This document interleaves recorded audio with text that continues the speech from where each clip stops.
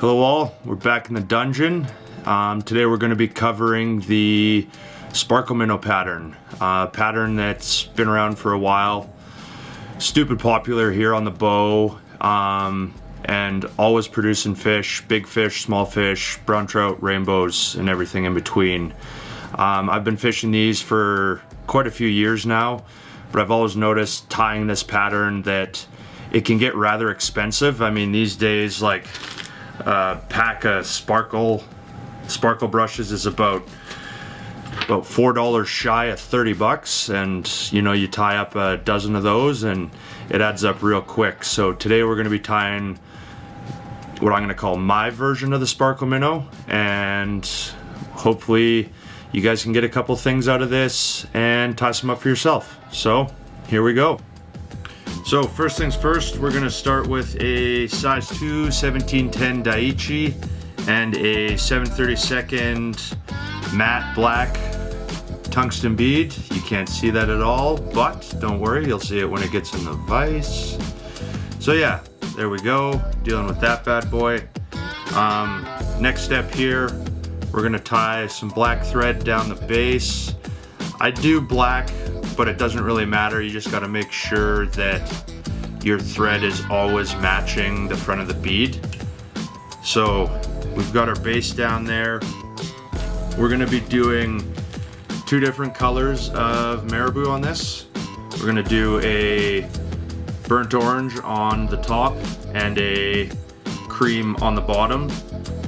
When tying these flies, I think it's important to do two colors so you can differentiate between the top and the bottom of the fly, just because this is a minnow pattern after all, and as much as minnow patterns can be one color, I'd say I just think they fish that much better when you do at least a two color combo. So we'll get into that next here. Here we go. Okay, so we've got our two feathers here. I've tried to go through and pick out ones that are a little bit more plumy, so you get a bit more bulk, and when that fly is stripped, it really gets a big pulsing action. So we're going to start by tying these in. I like to do the bottom side first. So we'll go through and we'll find about, I like to do about the shank length. Well, you know what, screw that. We're going to go about a shank and a half, because you really need to get some good length off of this. So we're going to go through, we'll put this guy in. I'll do 1, 2, 3 pinch wraps, and then I'll bring that back just to about the hook point, and then I'll go forward again here, and then I'll pull the feather back and put some more thread wraps in front. I find when you do this step here, this really helps to lock down that feather. As you can see, that ain't going anywhere. So we're set there. So we'll take our thread back, just round to the middle. We'll flip the fly back over. This allows us to kind of center this nicely. And then I'll take our second feather here, the burnt orange, and we'll match the same step on top. So again, about a shank and a half, go in, same thing again, 1, 2, 3, and then we'll pull her down a bit more, we'll pull that cream kind of back around, and we'll bring the thread all the way to the back to match the bottom feather there. And then same thing as we did on the bottom feather, I'll take the feather back, build a bit of a thread in front, and then we'll go back and we'll lock that top feather in nice and good. From here, we'll take, I don't know, some people use water-based head cement, some people use UV fly finish. I still am more of a classic super glue kind of guy, so we'll add that in here. So yeah, just to get a little closer here, we're just gonna put like a couple drops. It does not have to be anything aggressive. That's all gonna kind of seat in there nicely, especially when we take our thread here and we use that and just kind of work all that super glue into the rest of that feather there. You can, if you want, just take your fingers, kind of wrap it around, spread that stuff, and yeah, be careful you don't hold your fingers together because that'll be a real pain in the ass. Okay, so we got that done. We'll take our scissors here, we'll pull the one up, cut her off, again flip it back over, cut it off, and now we're gonna get into a bit more of the juice of this fly and where I think it really gets fun and you can add your own little flair. Okay, first thing we're gonna tie in after we've tied in the marabou is this bad boy. This is our sparkle brush in 3-inch, and today we're using, I think it's called a medium orange. So I'll take the wire, we'll just tie it in a couple times, just an added durability thing again. I'll take this bit of wire here, you can see that, and I'll fold that back, and then we'll take our thread and we'll wrap over it again. So as you can see, locking in stuff's going to be very important in this fly. This fly is going to be thrashed and thrown at rocks consistently, so making it as durable as possible is going to be very important. The next part here, after we've tied in the sparkle brush, is we're going to use the Cactus Chenille medium. Today we're using a root beer, just again to kind of match the body of that sparkle brush. I'll take the tip here and I'll just kind of pull some of that material out. That way we've got just a bit of string to tie in, and I'm going to take that, tie it same spot around, again tying it back, a little more forward, and then trying to pull that thread back and locking that in. That's again just more durability here. So once we've got that done, we'll let that hang out. We're going to take our thread all the way to the front now. We're pretty well done on the back end. I like to add a bit more touching wraps as we go forward. That's just going to give the chenille a bit more to grip onto. And then once we get to the front here, we'll just do a little half hitch. If I can get it, half hitch, there we go. Then I'll pull my bobbin cradle around and we'll just let that hang there. Okay, so the next step here, just before we start wrapping that chenille forward, I'm gonna take that super glue again. We're just gonna put a gob of that kind of down the fly. Again, like I said, durability is everything with streamers, especially these guys. So once we've got that, we're going to wrap this the opposite way that you would normally do it. Normally being this way, if you can see my fingers, right? We're going this way and then behind.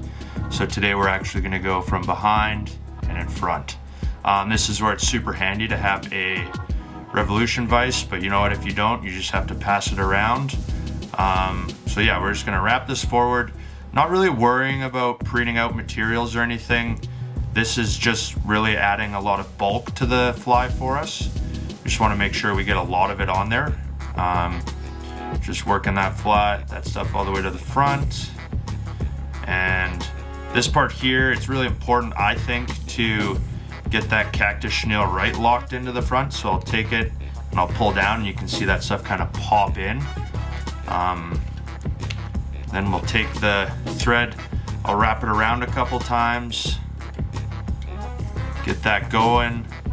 That kind of helps lock everything in. We'll do it again, pull it forward, and then good.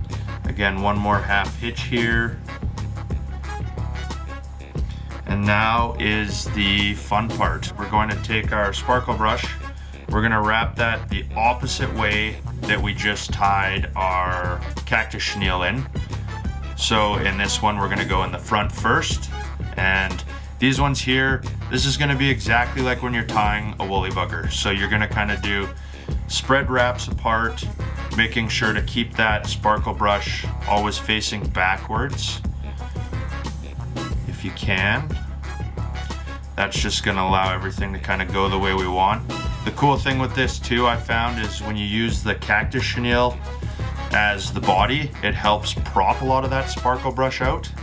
So it's doing a lot of the work for you without you having to worry about doing extra steps to build that bulk out. We'll probably let's do one more wrap in there and then get her around. Again, making sure that you're really pulling the heck out of that material. That's gonna kind of lock everything in, keep that bead nice and tight at the front. Then we're gonna preen out the materials, my pretty hands, and go in once behind, twice behind, give that a bit of a pull, go in front a couple times.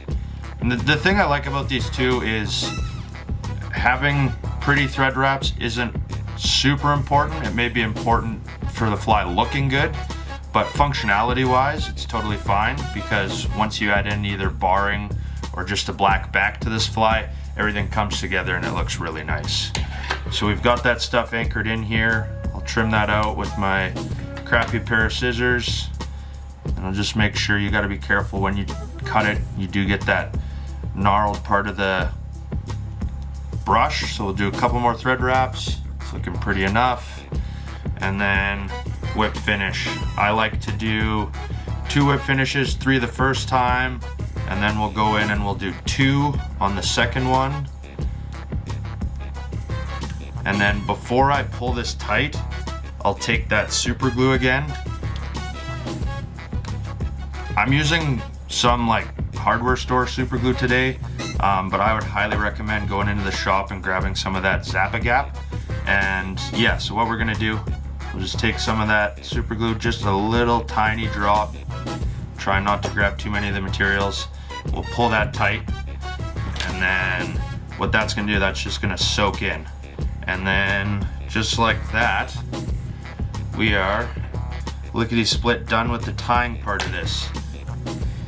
Okay, so we've got our fly finished.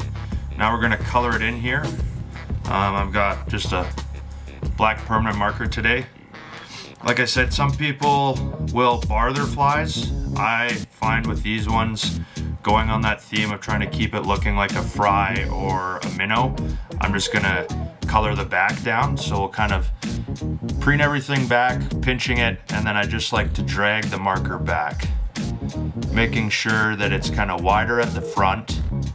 And I'll give you a better look at this once we're done here. But this really helps, well, helps me feel good about the fly that I've just tied. I don't know if it actually helps the pattern at all, but I think it really looks good. And it seems to be, when I've tied these for people in the past, they do really like that black part, or, you know, brown, whatever colors you're tying it with, to have that really dark contrasting back. And more than anything, personally, I think it looks super sweet in the water. So again, we're really making sure that this is nice and black on top. I'll rotate this around here in a sec. You can get a better look at what I'm doing here. So, right, we've got that full black part here. We can even color it in more if we want. And then, yeah, so there we have it. We've got our finished Sparkle Minnow. We've got the nice black back here. We've got the cream on the bottom, orange on the top, so we're following that trend of profile coloring that most fry have. And these things, they look good. You've got that marabou in the back that tapers out really nicely. You've got the bulk built up by that cactus chenille, and then you've got the added character of the black back here to just kind of simulate that same coloring that you'd see on the back of a minnow. Yeah, these have been, like I said, super great pattern, super effective, super quick, as you can see in the video. And yeah, now it's your turn. Hopefully you guys can tie up a couple color schemes that you like. And if you have any questions or comments, feel free to throw those into the comment section below the video. Thank you. Ciao.